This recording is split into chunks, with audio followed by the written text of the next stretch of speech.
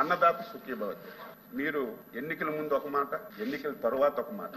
మేము ఎన్నికల ముందు ఏ మాట చెప్పాము, మేనిఫెస్టోలో ఏది చెప్పాము అదే అమలు చేస్తున్నాం అధ్యక్ష.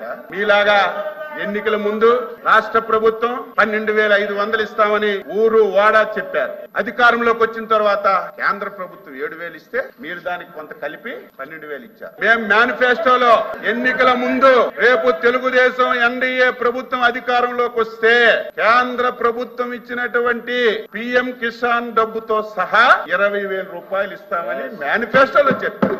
ఎన్నికల ప్రచారంలో చెప్పాం. మేము ఆ రోజు కేంద్ర ప్రభుత్వంతో సంబంధం లేదు, మొత్తమే మేము 20,000 ఇస్తామన్నట్టుగా మీరు మాట్లాడుతున్నారు. అది కూడా ఈ రోజు సభ్యుల సంఖ్య అడుగుతున్నారు. అధ్యక్ష, కేంద్ర ప్రభుత్వం ఏదైతే ఆంధ్రప్రదేశ్ వెబ్ ల్యాండ్ ఉందో, వెబ్ ల్యాండ్ లో ఎవరి పేర్లు ఉంటే వాళ్ళకి కేంద్ర ప్రభుత్వం 6,000 ఇస్తుంది. అది మనకి 43 లక్షల మందికి అందుతుంది. ఇంకా మన దగ్గర అర్హత కలిగినటువంటి రైతులు ఇంకా 9-10 లక్షల మంది ఉన్నారు. అధ్యక్ష, కేంద్ర ప్రభుత్వం ఇచ్చిన 43 లక్షలు, మన దగ్గర ఉన్నటువంటి 9 లక్షలు, ఇంకా గ్రామ స్థాయిలో వ్యవసాయ అధికారులకి ఫీడ్బ్యాక్ తెప్పించుకొని అర్హత కలిగిన ప్రతి రైతుకి అన్నదాత సుఖీభవ కింద 20,000 రూపాయలు ఇస్తాం.